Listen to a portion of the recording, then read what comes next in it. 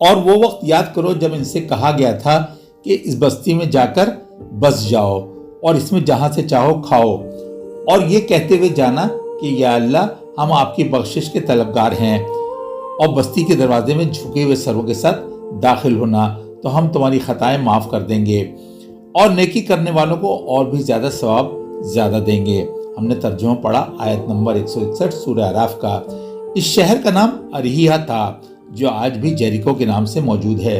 ये फ़लस्तीन का पहला शहर था जो बनी इसराइल ने हज़रत मूसा अलैहिस्सलाम के खलीफा हज़रत यूशा बिन नून की सरकर्दगी में बाकायदा जंग करके फतह किया था।